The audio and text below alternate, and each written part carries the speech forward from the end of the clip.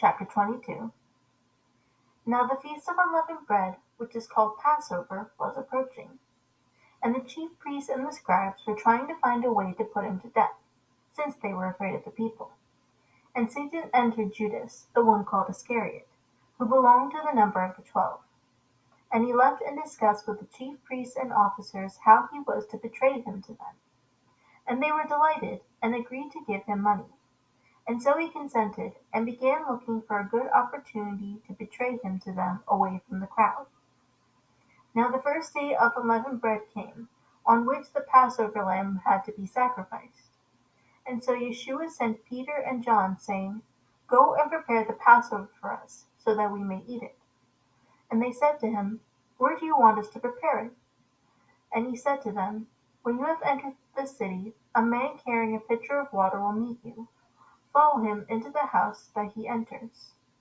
And you shall say to the owner of the house, The teacher says to you, Where is the guest room in which I may eat the Passover with my disciples? And he will show you a large furnished upstairs room. Prepare it there. And they left and found everything just as he had told them, and they prepared the Passover. When the hour came, he reclined at the table, and the apostles with him. And he said to them, I have eagerly desired to eat this Passover with you before I suffer. For I say to you, I shall not eat it again until it is fulfilled in the kingdom of Yahweh. And when he had taken the cup and given thanks, he said, Take this and share it among yourselves. For I say to you, I will not drink of the fruit of the vine from now on until the kingdom of Yahweh comes. And when he had taken some bread and given thanks, he broke it and gave it to them, saying, This is my body, which is being given for you. Do this in remembrance of me. And in the same way he took the cup after they had eaten, saying, This cup which is poured out for you is the new covenant in my blood. But behold, the hand of the one betraying me is with mine on the table. For indeed, the Son of Man is going as it has been determined. But woe to that man by whom he is betrayed.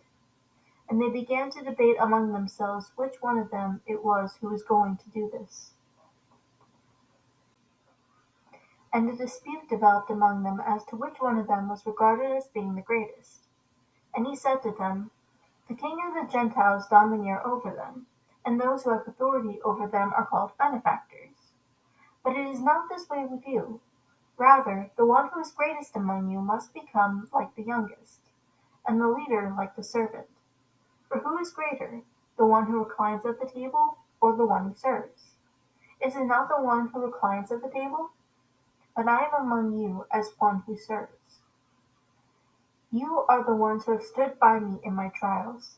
Just as my Father has granted me a kingdom, I grant you that you may eat and drink at my table in my kingdom, and you will sit on thrones judging the 12 tribes of Israel. Simon, Simon, behold, Satan has demanded to sift you men like wheat. But I have prayed for you that your faith will not fail, and you, when you have turned back, strengthen your brothers. But he said to him, Master, I am ready to go with you both to prison and to death. But he said to him, I tell you, Peter, the rooster will not crow today until you have denied 3 times that you know me. And he said to them, When I sent you out without money belt and bag and sandals, you did not lack anything, did you? They said, No, nothing. And he said to them, But now, whoever has a money belt is to take it along, likewise also a bag. And whoever has no sword is to sell his cloak and buy one. For I tell you, that which is written must be fulfilled in me. And he was counted with wrongdoers. For that which refers to me has its fulfillment. They said, Master, look, here are 2 swords. And he said to them, It is enough.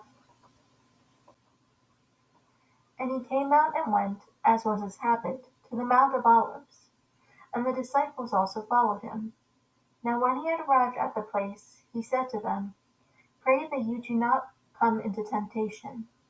And he withdrew from them about a stone's throw, and he knelt down and began to pray, saying, Father, if you are willing, remove this cup from me. Yet not my will, but yours be done. Now an angel from heaven appeared to him, strengthening him. and he being in agony, he was praying very fervently, and his sweat became like drops of blood falling down upon the ground. When he rose from prayer, he came to the disciples and found them sleeping from sorrow. And he said to them, Why are you sleeping? Get up and pray that you do not come into temptation. While he was still speaking, behold, a crowd came, and the one called Judas, one of the 12, was leading the way for them. And he approached Yeshua to kiss him. But Yeshua said to him, Judas, are you betraying the Son of Man with a kiss? And those who were around him saw what was going to happen. They said, Master, shall we strike them with the sword? And one of them struck the slave of the high priest and cut off his right ear. But Yeshua responded and said, Stop, no more of this. And he touched his ear and healed him. And Yeshua said to the chief priests and the officers of the temple and elders who had come against him, Have you come out with swords and clubs as you would against a man inciting a revolt? While I was with you daily in the temple, you did not lay hands on me. But this hour and the power of darkness are yours. Now they arrested him and led him away, and brought him to the house of the high priest. But Peter was following from a distance. After they kindled a fire in the middle of the courtyard and sat down together, Peter was sitting among them. And a slave woman, seeing him as he sat in the firelight, and staring at him, said, This man was with him as well. But he denied it, saying, I do not know him, woman. And a little later another person saw him and said, You are one of them too. But Peter said, Man, I am not. And after about an hour had passed, another man began to insist, saying, Certainly this man was also with him, for he too is a Galilean. But Peter said, Man, I do not know what you are talking about. And immediately, while he was still speaking, a rooster crowed. And then the master turned and looked at Peter. And Peter remembered the word of the master, how he had told him, Before a rooster crows today, you will deny me 3 times. And he went out and wept bitterly. The men who were holding Yeshua in custody began mocking and beating him, and they blindfolded him and repeatedly asking him, saying, Prophesy, who is the one who hit you? And they were saying many other things against him, blaspheming. When it was day, the council of elders of the people assembled, both chief priests and scribes, and they led him away to their council chamber, saying, If you are the Messiah, tell us.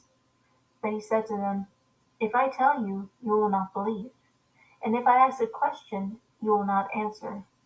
But from now on the Son of Man will be seated at the right hand of the power of Yahweh. And they all said, So you are the Son of Yahweh? And he said to them, You say correctly that I am. And then they said, What further need do we have of testimony? We have heard it from ourselves from his own mouth.